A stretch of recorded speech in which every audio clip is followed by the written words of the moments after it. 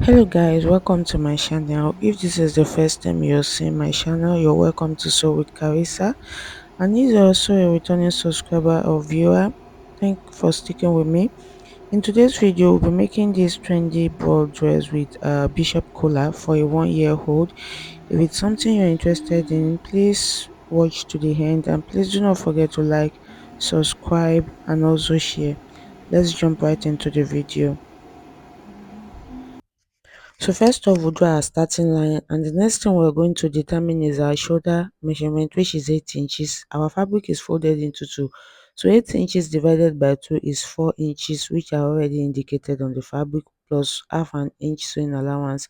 And then we'll go down from the starting line by 4 inches, which is the chest area. And we're going to also mark that out and pick up our ruler to rule that across the fabric, and we'll now join the shoulder measurement to the chest area. Note the half length of this dress is 8 inches plus plus half 1 inch sewing allowance makes it 9 inches because the dress is for a 1 year old. Now the next thing we're going to determine is our bust measurement, which is 20 inches. 20 divided by 4 is 5 inches, and then with 1 inch sewing allowance. And then we're going to replace the same measurement to the on the half length area, and then we're going to pick up our ruler and then go to the armhole and then draw out our armhole curve like so. Once we're done with that, we're going to join the bust to the half length, and the next thing we're going to do right now is to trim out the excesses. Please, if you've watched my video up to this point, please do not forget to subscribe.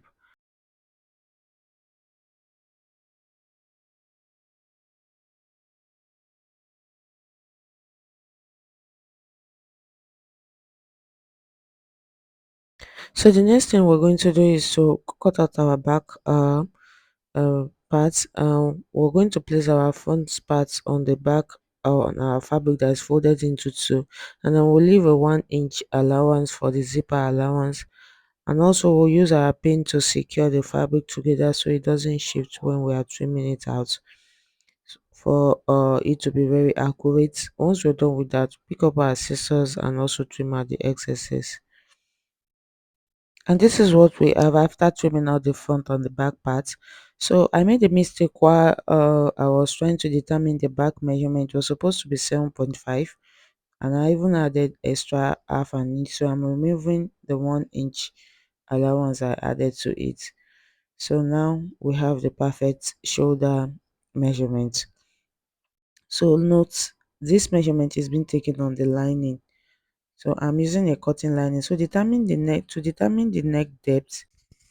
I mean the neck width, I use 2 inches, and then the neck depth I use 1.5 inches because it's a turtleneck.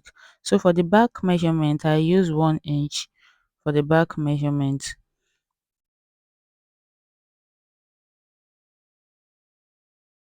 So after that, I'm going to trim out the back neck depth first, then I'll go ahead and repeat the same process for the front part.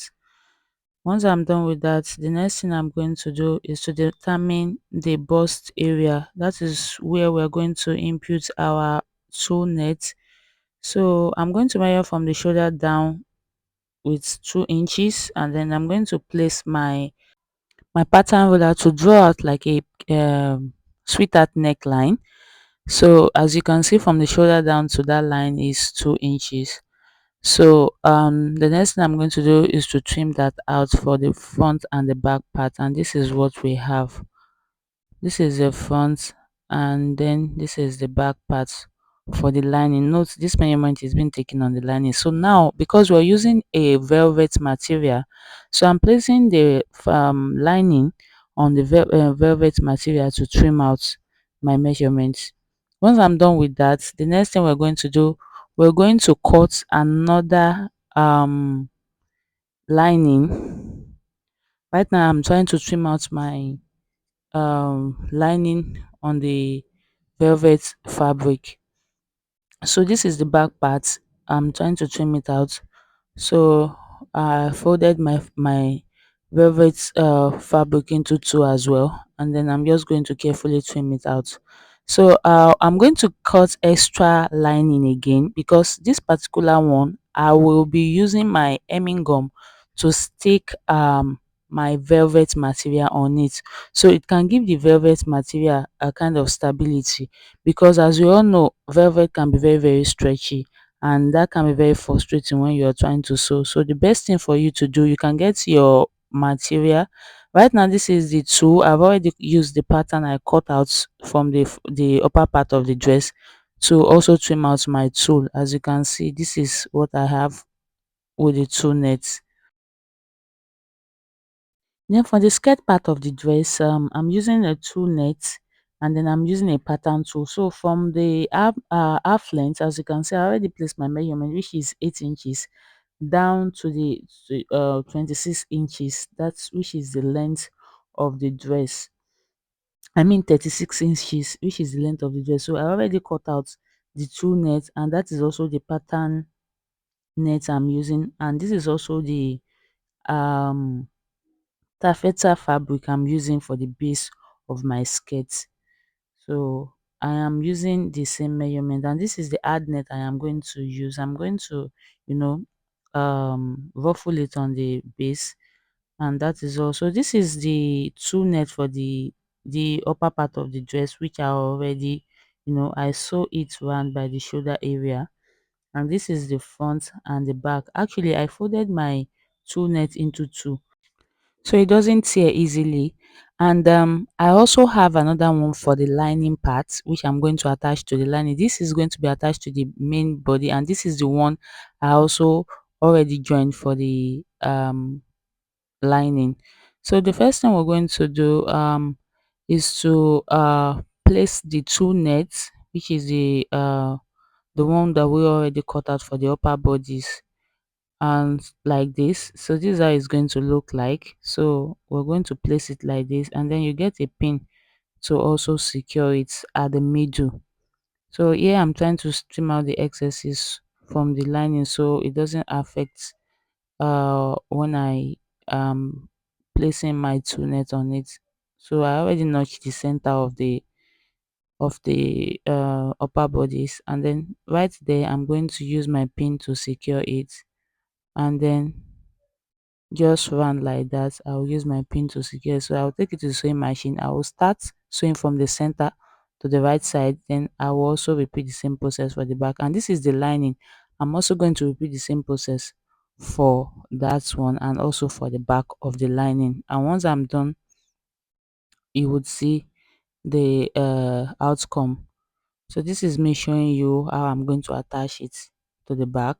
I'm also going to use my pin. Please always use your pin to secure your two nets to your fabric. And when you're sewing, you have to be very gentle with it, so that it doesn't tear. Actually, you can get the original two net, which is very very strong, but it depends on the one you're using. So I'll take that to the sewing machine. I'm also showing you the lining. This is the lining, and then this is how I'm going to also do the repeat the same process all around. So right now I'm going to take it to the sewing machine, and then once I'm done, you will see the outcome. And this is me. This is the this is when I've attached it to the upper bodies, and I've already notched it out. So the next thing I'm going to do, this is also for the lining. I'm going to take it to the sewing machine and iron it very out. So for the design on the dress, where the rose design, so I got my pattern paper, and I've already folded it into two. So from that, I'm just going to, I don't have a specific measurement. It depends on how big or how small you want your petals to look. So for me, I think I use for the base, I use 2 inches, and then for the length, I use 6 inches. So I'm just going to play around with it. It depends. At first, I was trying to use my pattern ruler to get an accurate cover. Later, I did a freehand the way I would like it to be, and this was how I was able to use my free hand to just sketch out how I want the petals to look. So once I'm done with that, I will show you. I'm going to use my scissors to trim it out, and then you will see the final outcome.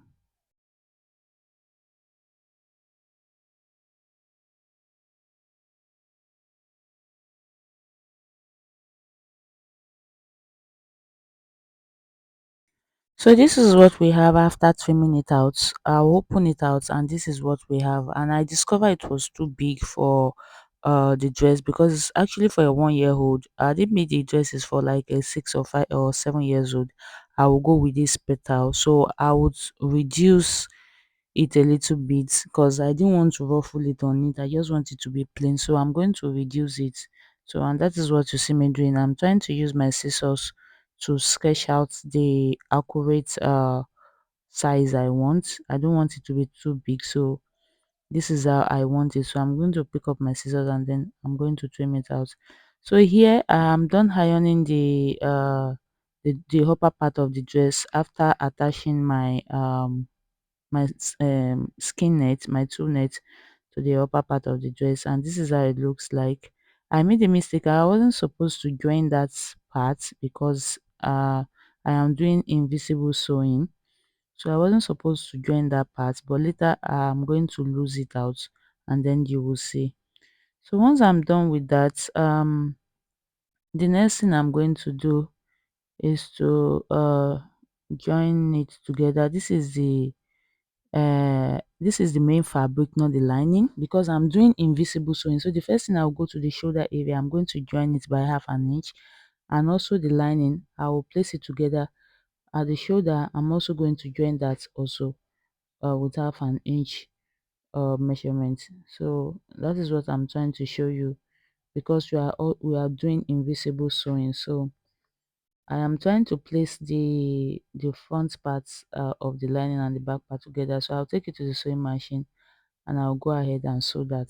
So for the skirt part, this is the first layer, which is the pattern two-net, like a pattern organza actually. So before we attach it to the upper bodies, the first thing I'm going to do is this is also a two-net that I'm going to place underneath it. Before adding it, I'm going to place it under it, so that it will not be too transparent. So I'm going to use my red crinoline, so I'm going to attach it to the tip of the skirt part round, to give the dress a stability, not to be too rough at the edge of the skirt. So I'm going to place my crinoline like this, and then I'm just going to sew it. And once I'm done with that, you'll see the outcome. So you see the petals I cut out, I already replaced it on the velvet material, and also I've added my lining, and this is the outcome after joining the crinoline. And I've also gathered the skirt round, I've also gathered the base, and also the two nets that I'm going to put under the pattern organza. So this is how it look like. So this is me after joining the shoulder of the main fabric and also the lining, and this is how it looks like. So please, if you've watched my video, subscribe and leave a thumbs up. So the next thing I'm going to do is to place the lining and the main fabric together, the shoulder facing the shoulder, and then the neck facing the neck. So the first thing I'm going to join is the neck. So that is why you see me using my pin to secure the neck area.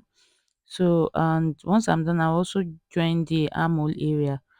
So also, this is the outcome after joining the neck area and also the armhole area. So this is how it looks like after joining it. So I've turned it out, and I've also ironed it out, and this is the outcome. I told you earlier that I was going to lose that armhole area on the tool fabric, so that it can be very easy for me to join at the armhole area. So once I'm done with that, so the next thing we're going to do right now is to join the fabric together by the side. So I'll just place the fabric and then the lining together. At the armhole area, I'm going to use my pin to secure that part, and then I'm going to sew. This is the side. The main fabric is facing the main fabric, and the lining is facing the lining, as you can see. So as you can see, the main fabric is facing the main fabric, and the other side is the lining. So by the side, I've already used my pin to secure it at the armhole area. So this is the side. So from the side, we're just going to go in. We used 1.5 inch as sewing allowance. So we're just going to deduct that one. I'm trying to divide the measurement, which is 20 inches divided by 2, which is 10 inches, as you can see. So we have 1.5 inches, almost 2 inches safe for the allowance. So we can actually still if the cloth is tight for the child in future, we can just add more allowance to the dress. So as you can see, I've already input my measurement on the main fabric, which is the main body. So we have 2 inches sewing allowance. So I'm also using that 2 inches on the fabric. So I'm going to take it to the sewing machine, and then I'm going to join it together. So this is after I have joined it together. This is how it looks like. As you can see, I've joined it together. So that's shoulder area. I'm going to notch it for ease for the armhole. As you can see the ease I'm trying to get after notching it. So this is how it's going to look like. It will not be puffy. It will not have that puffy effect. I'm applying the same method to the other side of the dress. So this is how it's going to look like. It's not going to be puffy. I'll take that to the sewing machine. I will open up the sewing allowance, and then I will iron it, and this is how it's going to look like once I'm done. So I'm trying to show you where I'm going to open up. So this is how I'm going to open up. I will iron those places I open up, and then I'll take it to the sewing machine and I will sew it. So this is what I'm trying to do. I'm trying to open it up so I can show you how I iron it, and that is what I am doing here. Once I'm done ironing, and you're going to see it will have a very neat finishing. So this is how it looks like after I'm done ironing it, and you see it's very neat. It has a neat finishing already. So I'm going to use my scissors to trim out all those excesses to give it a very neat finishing, and this is how it looks like. So because the video was getting too lengthy, so I had to divide it into two. So the second part of this video is already uploaded. You can also click on the link above to watch the second part, or better still go to my channel and click on the part 2. See you in my next video. Thank you.